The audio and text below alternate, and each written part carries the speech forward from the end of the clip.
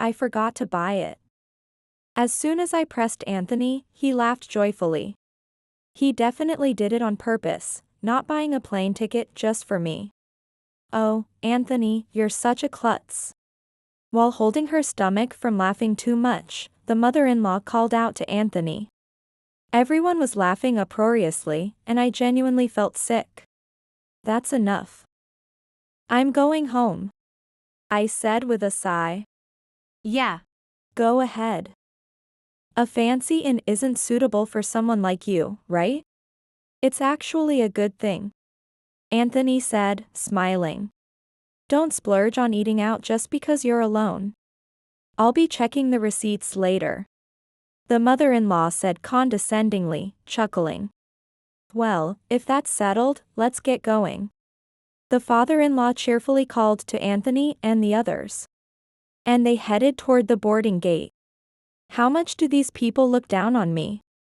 I can never forgive them. I took out my smartphone and made a call to someone. Surely, the three of them will regret this storm. I am Jane Walters. I turned 50 this year. Currently, I live with my husband, Anthony. We live a short distance away from my in-laws, about a 15-minute walk from our house.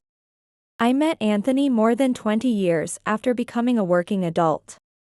At my current company, I am in charge of sales. Recently, failing to meet my sales targets made going to work depressing. Naturally, my mood was low, and sales did not follow. Being scolded by my boss for poor sales performance made me hate going to work even more. I felt like I was caught in a negative loop. That's when I met Anthony. Our meeting was in the break room of the 10-story building where I worked. This building housed several companies, and there was a shared break room on the 3rd floor. During lunch break, female employees from other floors would eat their packed lunches there. I often rested in this break room when scolded by my boss. And today, after failing to meet my targets again, I was scolded loudly in front of everyone by my boss. As I sat alone on a chair feeling down, Anthony approached me. Are you okay? You seem down. Actually, I confided my work troubles to Anthony, whom I had just met. Since Anthony didn't work at the same company, I could talk to him more freely. Anthony listened sympathetically to my story. After our conversation, Anthony said, "From now on, I'll listen to you. So, let's exchange contact information?" Thank you. Touched by Anthony's kindness, I responded with a smile, feeling like I might cry. By this time, I think I had already fallen for him. After that, Anthony and I grew closer. Gradually, we began dating, and after a while, we started a relationship. Then, a year into our relationship, Anthony proposed, and we decided to get married.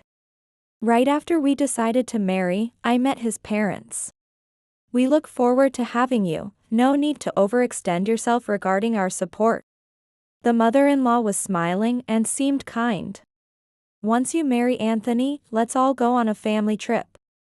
Saying this, the father-in-law laughed heartily. He seemed like an average person, and I felt relieved. Then we discussed and decided not to have children. I married Anthony in my late 40s. Starting a family then would have been too much for my body. Moreover, Anthony had said, I want to live a life with some financial leeway. I also want to show filial piety to my parents. I wanted to do well in my job, so I readily agreed to Anthony's proposal. And then we bought a new house together. Using both of our savings, we managed to buy a small house outright. I believed we could become even happier. But it was all an illusion, I soon realized.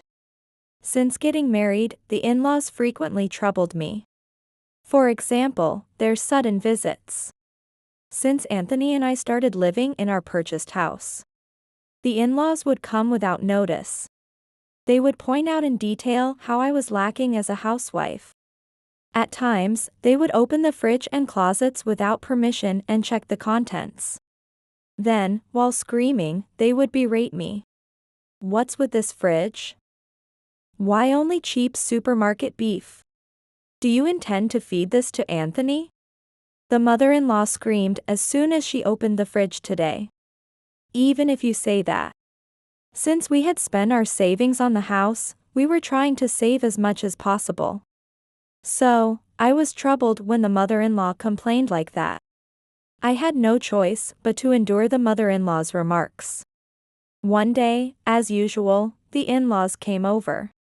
The mother-in-law, as if it were natural, brought a large paper bag, planning to take something from our house. At first, the in-laws came empty-handed, but after a few visits, they started bringing large paper bags. And every time, they would take away a large amount of food and daily necessities from our house. The things the in-laws took were all paid for out of my wallet. With such inconsiderate in-laws, I grew increasingly distressed. As I was puzzled by the in-laws' actions, the mother-in-law took a piece of clothing from my closet. What is this dress? It doesn't look expensive. You're wasting money again. Oh. That's... I exclaimed involuntarily. My mother-in-law was holding my dress, waving it about. Seeing that dress, I turned pale. Mother, please don't open it without permission. Moreover, this dress is a birthday gift from my mother. Please, give it back. I desperately tried to get the dress back from her. Actually, this dress was something my mother had always cherished. For her work, she would wear clothes from famous brands when visiting clients. This dress was given to me by my mother with the words, "You're at the age now, Jane, to become a dignified woman like me." Therefore, I couldn't let my mother-in-law have it. However, upon seeing the dress, my mother-in-law smiled wickedly. Such nice clothes are too soon for you. I'll wear them instead. You should be thankful. But, it's a birthday gift from my mother, isn't it? I felt like crying. Watching the whole scene, Anthony, laughing, said, "Mom's offering to wear it for you, you should be grateful. You're a Walter's wife now. It's your duty to listen to what Mom says, right?" Anthony always used the phrase "a Walter's wife" to make me concede. It wasn't something new. The first weekend after we got married, when I was called to the in-laws' house early in the morning to weed the garden, Anthony said the same thing. It's a tradition for Walter's wife. Understand? Get to it then. Anthony acted as if his status made him superior. However, I didn't want to give up the dress. While I remained silent in frustration, my father-in-law dismissively said, "Anthony married an older bride, and we can't even see a grandchild. The least you can do is show us filial piety, right?" Though he called me older, Anthony and I are the same age. I was irritated by my father-in-law's attitude that men are fine but women are not. Exactly, Dad's right. Just give the dress to Mom. Anthony nodded as if it was obvious. This is terrible. I didn't have a single ally in this house. Whatever I said, I was made out to be the villain. My mother-in-law happily put the dress in a paper bag. Reluctantly, I succumbed to Anthony and my in-laws' demands. And the problem isn't just the in-laws. Anthony also has a significant issue. Recently, he's been coming home late, and we haven't had dinner together for days. I'm home. Today, too, Anthony returned at 1 a.m. in high spirits, likely from drinking. His face was flushed red. "Welcome back." I greeted Anthony with a puzzled look. Without paying any attention to me, he spoke. "I'm going to take a shower. Put my bag away for me." After thrusting his bag at me, Anthony went straight to the bathroom. It's always like this. I sighed as I went to place his bag in his room. Then, I heard a notification sound from a smartphone in the bag. Anthony left his smartphone in the bag again. Anthony usually carried his smartphone with him at all times. But it seemed he had forgotten it today, probably because he was drunk. It could be a serious work-related call. I gently took out Anthony's smartphone from the bag. As I looked at the screen, I froze. What is this? Displayed on the smartphone was the name Claire. I had fun with Anthony today. But it got late. Isn't your wife suspicious? Claire is worried. Seeing this message, I was convinced of Anthony's infidelity. More messages from Claire followed, some quite explicit, revealing that Anthony had been cheating for a long time. I emotionlessly took photos of the screen one after another. This was evidence of Anthony's infidelity, useful if needed. However, this alone was not sufficient proof. I sighed. At 50, divorce would make remarriage difficult. Without children, being alone at this point would be mentally tough. What should I do now? I stood there, holding Anthony's smartphone, at a loss for what to do. One day, Anthony said, "Mom and Dad's wedding anniversary is coming up again soon. Get started on planning the trip." Anthony looked at me as if it was only natural for me to take action. Understood. I could only nod in response to Anthony. Every year, we gift a trip for my in-laws' anniversary. Naturally, Anthony and I also accompany them to entertain them. We usually book the same in every year, and I plan to reserve it again this year. But in the next moment, Anthony suggested something unexpected. Right. It's their 50th anniversary this year. Book a special inn, okay?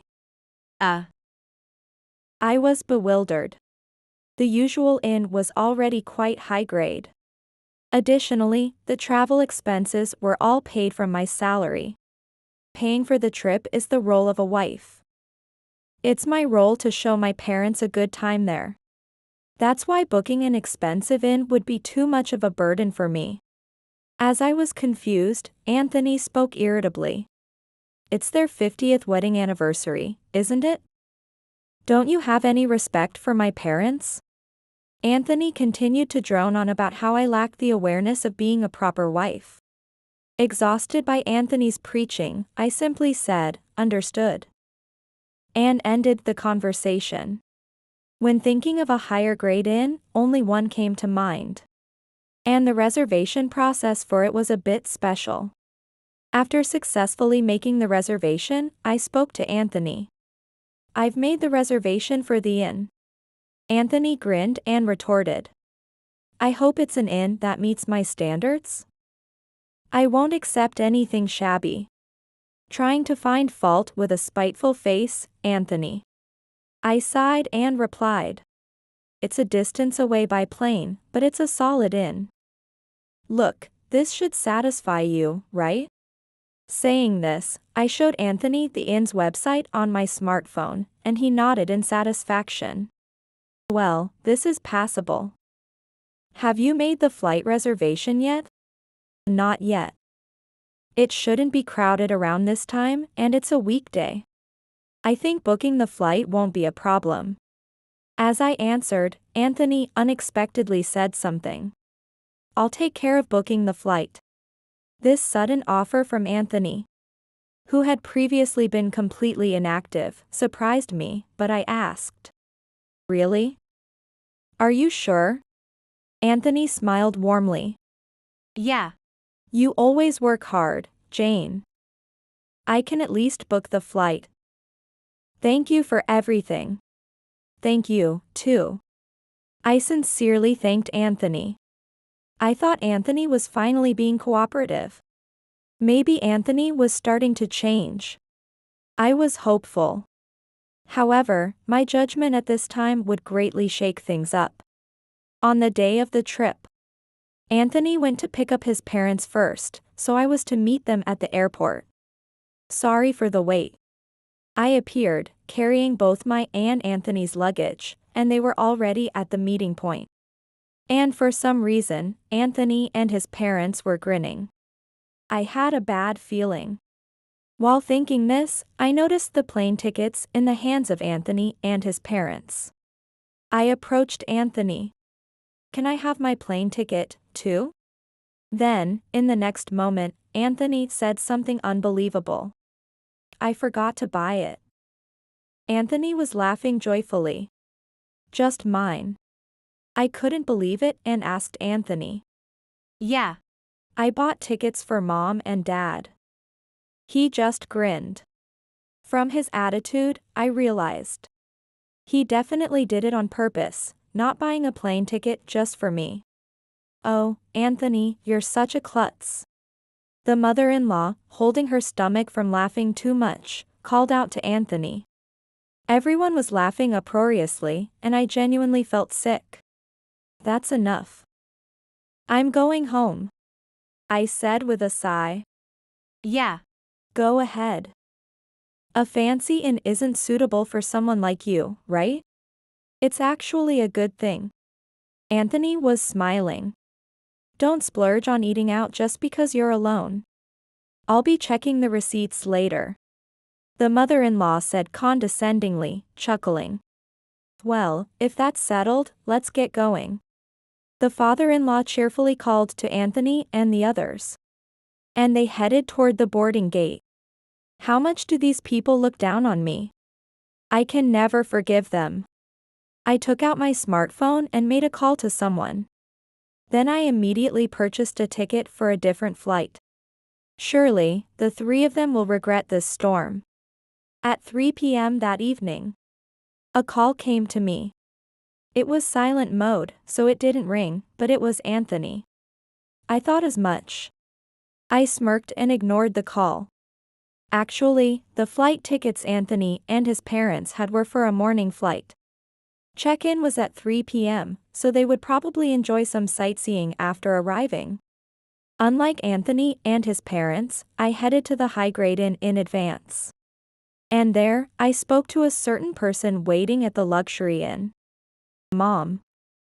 Sorry for the sudden visit. That person was my mother. I apologized to her as soon as I met her. What on earth are you doing, Jane? After reserving such a high-grade inn, you suddenly can't stay? My mother asked with a bewildered face. Actually, I told my mother about everything Anthony and his parents had done. And I also told her that even the dress she gave me had been taken by my mother-in-law. Then, my mother, clearly angered, said something. I can't forgive them. I will get that dress back. From there, my mother and I began to formulate a plan. We earnestly asked the landlady for her cooperation. Once the details of the plan were somewhat solidified, Anthony and his parents arrived at the inn. I spotted Anthony and discreetly hid behind the front desk. Unaware of me, Anthony approached the check-in with a smile, his cheerful parents behind him. We have a reservation under the name Walters for 3 p.m. I don't see your wife here. The landlady responded with a puzzled look. The reservation was made under my full name. It was normal for the landlady to ask this. Anthony seemed to understand this, as he did not show any suspicion and confidently explained. My wife couldn't make it due to sudden illness. That shouldn't be a problem, right? Someone else will join later, so there's no need to cancel any spots. I knew who he was referring to but stayed silent and listened. The landlady smiled sweetly and dropped a bombshell. If the wife is not present, you can't use the reservation. What? Anthony and his parents froze at the landlady's sudden declaration. Then, Anthony began calling me multiple times. He must be panicking. Quickly recovering, the mother-in-law pressed the landlady. What do you mean it can't be used? Jane made the reservation herself, and we've come all this way on a plane. The mother-in-law clearly looked perplexed. We're also here to celebrate today. So please, let us use the reservation. Anthony tried to persuade the landlady. The landlady sighed as if resigned. If you insist on using it, you may, but you will have to pay an additional fee. What? What do you mean by an additional fee? Anthony asked, surprised. The landlady glanced at a woman sitting nearby. President, perhaps it's time to tell them the truth. Yes, I think I should step in. Thank you. As the landlady and the woman interacted, the mother-in-law wore a puzzled expression. Who is that woman? Why is she wearing dark sunglasses? As she began to speak, the mother-in-law choked on her words. Because she recognized the woman. That's Jane's mother, isn't it? Why is she here? The mother-in-law said this, bewildered. My mother and the in-laws had only met once at a family-only wedding. My mother smiled sweetly and replied. Long time no see. By the way, where is Jane? She couldn't make it due to ill health. Anthony tried to persist with his lie. My mother sighed at him. Don't lie. I spoke to Jane on the phone just before, and she sounded fine. Besides, this reservation was made using a corporate rate from our company. If she's not here, you'll need to pay the regular price. My mother's use of the term, our company, began to visibly unsettle Anthony and his parents. What? That would be a 70% increase. Can you afford that, Anthony? My mother smirked. What do you mean, our company? Jane never mentioned any corporate rates. And she didn't tell us anything about her mother being involved. Anthony spoke, clearly confused. He was probably overwhelmed by the influx of information. The mother-in-law also addressed my mother. You mean a corporate rate from your company? Even low-level employees get benefits? It must be a small company but with generous benefits. The sharp words from the mother-in-law made my mother frown. I hadn't told Anthony or his parents much about my mother. They hadn't asked in detail, so I hadn't shared much. Thus, my mother's next words came as a big shock to them. Me? I am the president of Smith Group. Jane is actually in line to be the next president. My mother said this with a smile. Smith Group, as in the major company? The mother-in-law exclaimed loudly. Anthony and his father were visibly shocked. Smith Group is one of the leading travel companies in the country. They operate inns and restaurants among other businesses. In fact, this inn is under our group, which allows us to use it at a reduced rate. The Smith Group is a family-run business, with our family managing it for generations. And currently, the president of Smith Group is my mother. I know where Jane works, but it's not with Smith Group. Are you trying to deceive us by lying? Anthony glared at my mother. Anthony and I work in different companies within the same building. That's why he said this to my mother. My mother laughed heartily and explained in amusement. That company is just where she's on assignment. So, her actual employer is Smith Group. She has trained enough and will return to the headquarters the year after next. Saying this, my mother casually handed her business card to Anthony. Anthony looked at the card and his face paled. You really are the president of Smith Group. Anthony trembled slightly. At their side, Anthony's parents had gone pale. The father-in-law, now living on a pension and unemployed, had worked as a company employee before retiring. It seems he worked at a mid-sized company and retired as a department manager. According to what I heard from Anthony, the difference in status between my father-in-law, who retired as a mid-level manager, and my mother, who runs a major corporation, was stark. And then my mother continued her attack. That dress. I gave it to Jane.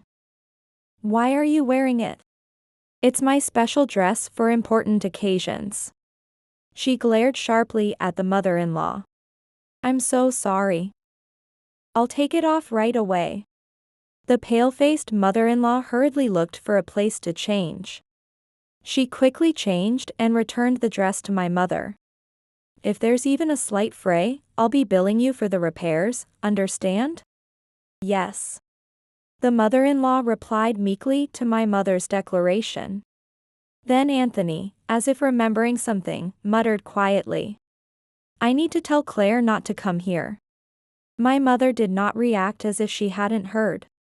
However, I did not miss that mutter. I stepped out from behind the front desk and shouted loudly.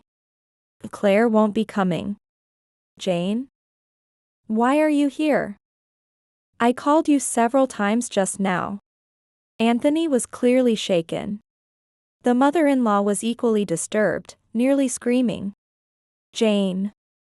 You weren't supposed to have a plane ticket, and they even took your dress. My mother quickly interjected, the dress was originally Jane's. It's not yours. The father-in-law was also visibly upset. Smith Group is much bigger than the company I worked for. And to think she's the president. He said, looking dejected. Being a proud man, this was likely a blow to his ego. I came on a different flight. I came here to get revenge on you all. I smiled slyly. So, Claire not coming is. I made sure she wouldn't come. Right after you all left on the plane this morning, I called her. That day I discovered Anthony's affair through his smartphone. I secretly went to a detective agency and requested an investigation. I had obtained Claire's contact information along with the investigation results. I had intended to talk to Claire directly someday, but I used this opportunity to call her. As a result of our conversation, Claire had made a decision. I calmly told Anthony the truth. Claire has decided to break up with you. After I contacted her about compensation, she apologized. She said, I was only after your money. I was never serious about an old man like you. Claire was still just 30 years old. The reason she was with Anthony, who was 20 years her senior, was for money. She found the allure in being treated to meals and receiving brand-name gifts from Anthony. Claire had clearly stated. Anthony invited me on a trip with his parents, so I thought it was about time to end things. I'm not interested in marrying him. Anthony was shocked by this revelation. That can't be true. I was even considering divorcing to be with Claire. Anthony. The mother-in-law stood by the stunned Anthony.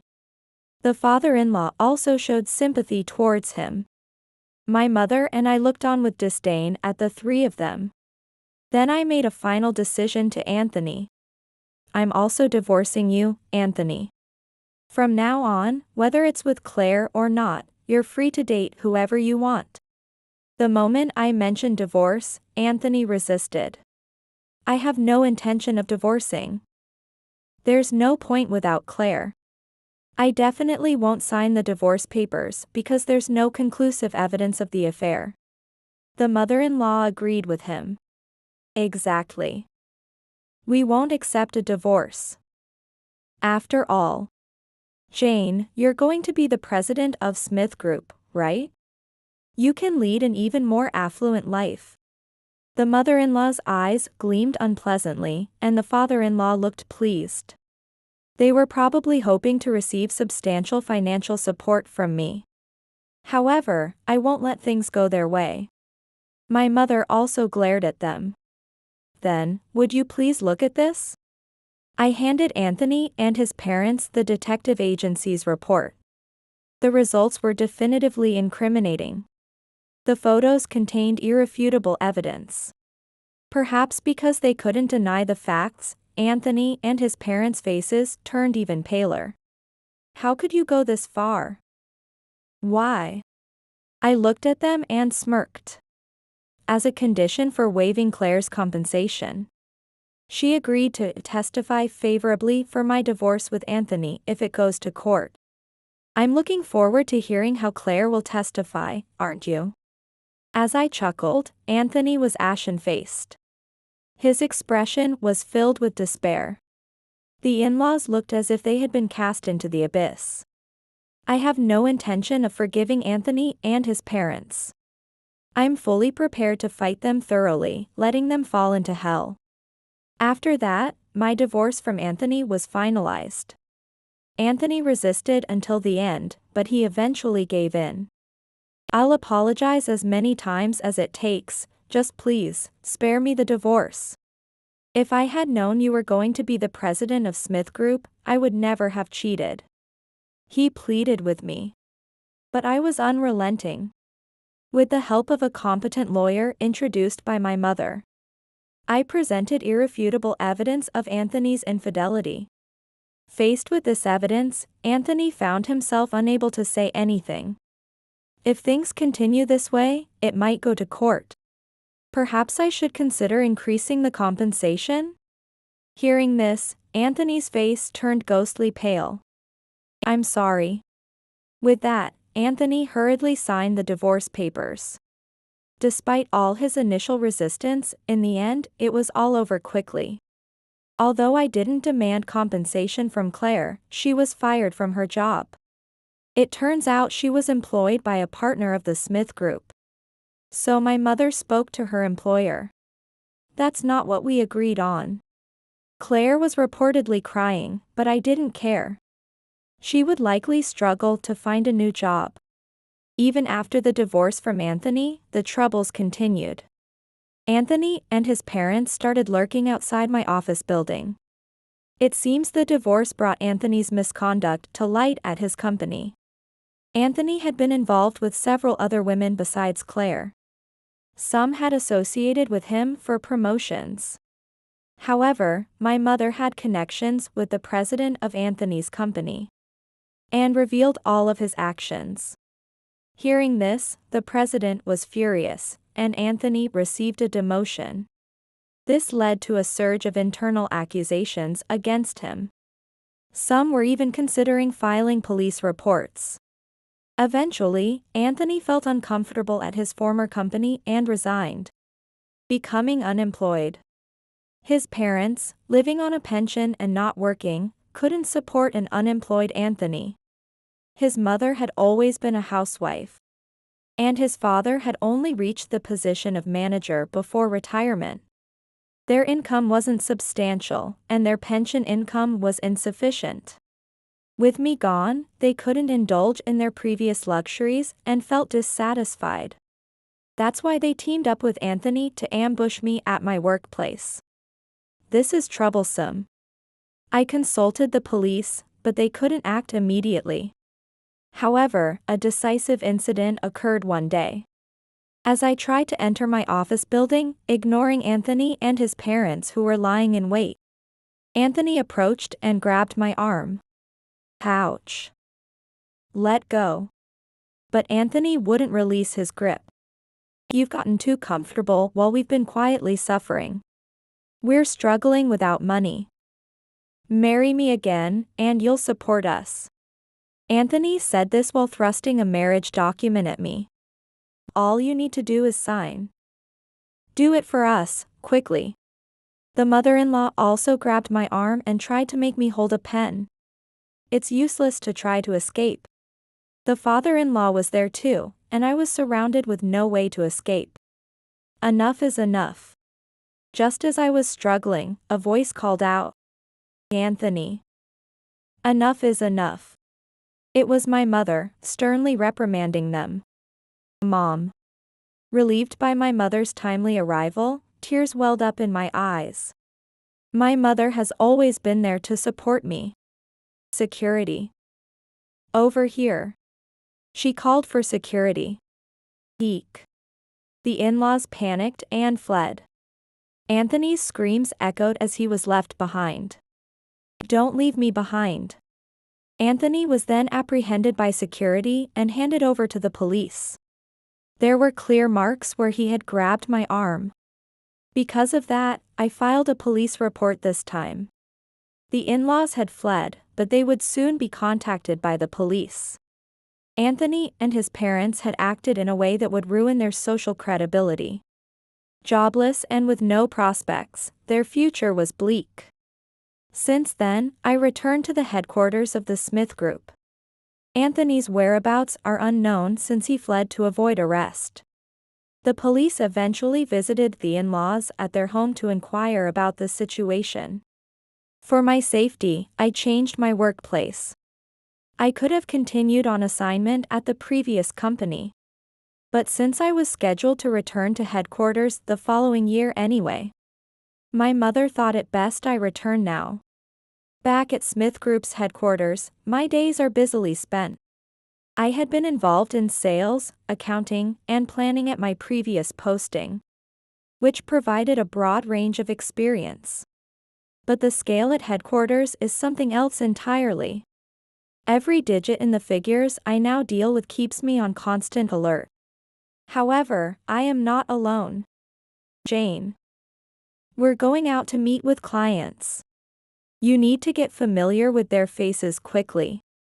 Mother called out to me. Coming. I hurriedly followed my mother. This busyness helps me forget the painful past with Anthony. I am endlessly grateful to my mother, who has always been there to help me during tough times. To repay her, I continue to look forward and move on every day.